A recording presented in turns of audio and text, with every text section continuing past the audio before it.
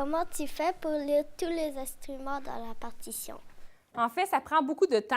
Pour être capable de bien lire toutes les lignes d'un instrument, il faut d'abord être musicien, pour être capable de bien en lire une.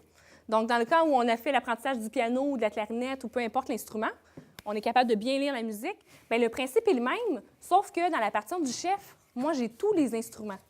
Donc, ça veut dire que, comme un livre, je vais toujours lire de gauche à droite, mais là, j'ai dans le fond, chacune des notes, des partitions de chacun des instruments.